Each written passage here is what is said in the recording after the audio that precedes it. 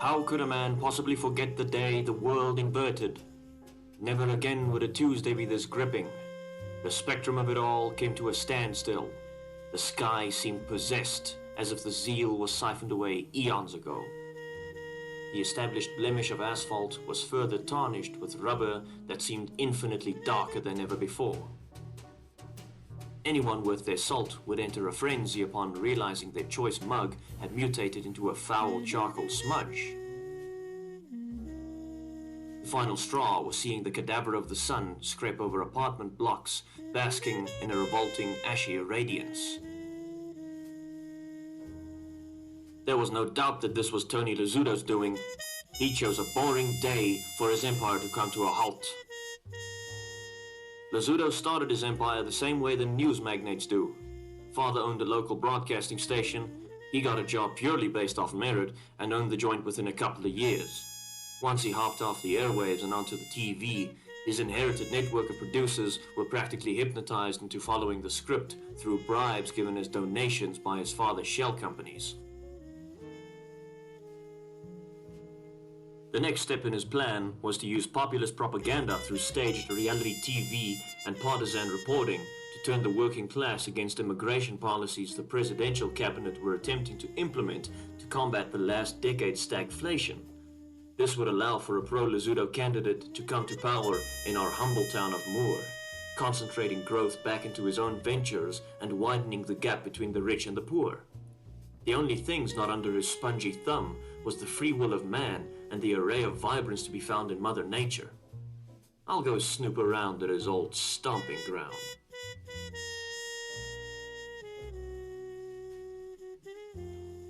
Quality and integrity-based journalism started taking a back seat, then a trip to the void once profit margins were prioritized in the news landscape. They even rented out the stadium and staged matches to experiment with psyops, looking to devalue official match results, and even hired actors to pose as fans, slander undesired fandoms, depending on what teams the Lazuto family preferred to watch.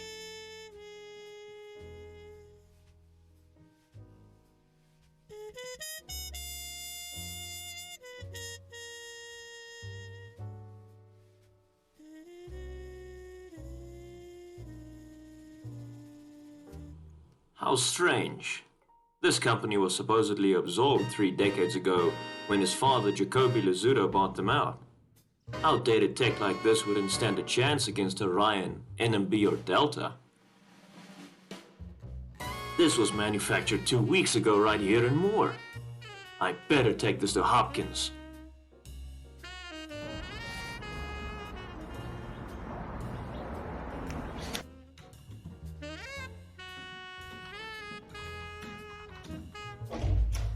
Hopkins, you gotta take a look at this. Yes, Bryson. Now, when was the last time you saw a portable blower with Antarctic styling that humidifies air?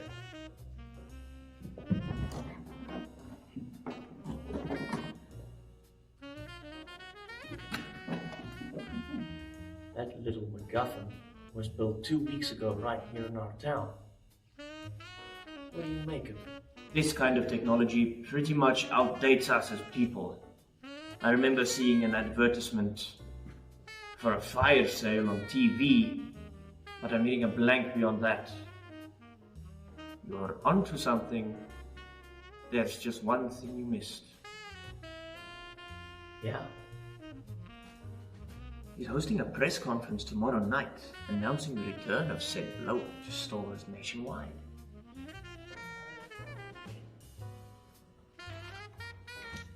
A substantial crowd is expected since he tipped off all the stations he owns.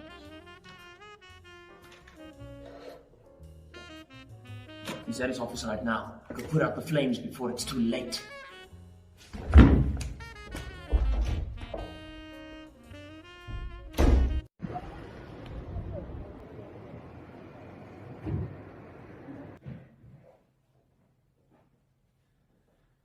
Now look here. I'm not playing no fucking games. Find an amount that they'll take and give them a week. If I don't see a beautifully wrapped gift box containing documents with his stamp of approval, ask Big Phil and his goons to pay his family a visit. Okay. Talk to you later.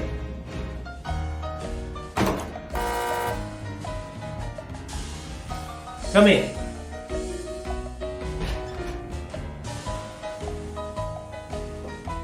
Detective. Grab a seat.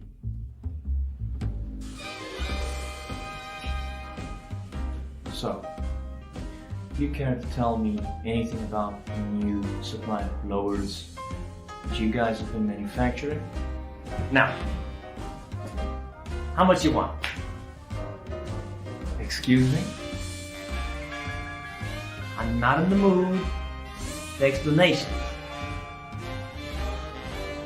Tell me, why are you here?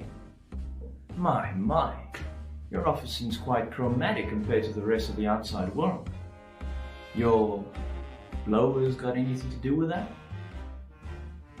Now listen here, you Zarbar. I simply proposed a renaissance of a vintage technology. Name a single other person that would even be remotely capable of pulling off a stunt like this. I'll wait. Okay, you got me there. You want to see something cool?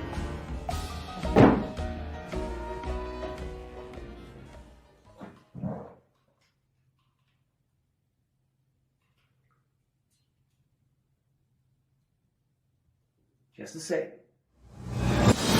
What is this? I'm seeing shapes in my mind.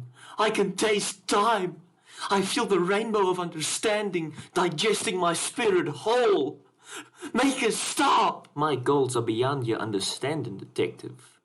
Color is overrated. It's simply a blanket thrown over a dying world. A world devoid of principles and respect.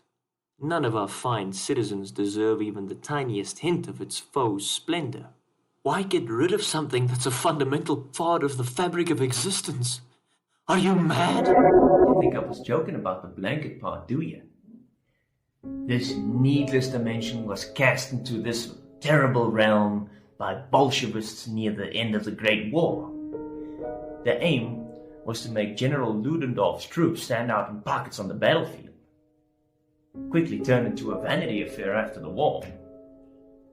The exponential rot spoiled the codependent human mind and made it find value in commercialized clothing and accessories. My generations are stacked until the second coming.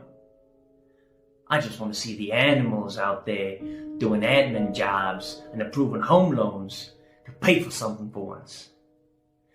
The beds they made, built by carpenters and machines I supplied, with money my father stole from people who gamble everything on stocks, are the beds that they'll lie in, detective. More is all I have. Just move your stock to a different location or climate that deserve it more. Please, I'll stop the external audits. I'll stop them. Just give me back my color. Ah, so the shepherd leads me to a different unguarded pen. I'll oblige. I won't tell you which, but you'll find out soon enough. Now get out!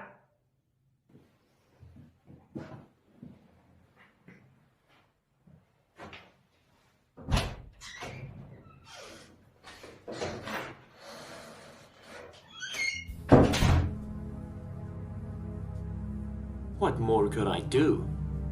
Did wealth seriously push a baron to such extremes that existential revenge is all that occupied his thinking? At what point during acquisitions and negotiations did shaking one's fist at God enter the equation? Was this man possessed? Did the mirrored pyramid of wants reach such an exponent that the three-dimensional being desired nothing more than non-Euclidean vengeance? I wasn't trained for this, nor do I desire to be selected for such a program. until that day arrives, I'll simply be glad that I still get to enjoy the array of tinges to be found in the bountiful textures of nature and the free market. If Dante were to ever rewrite his Divine Comedy, the 10th circle of hell would be reserved for men like Lazuto.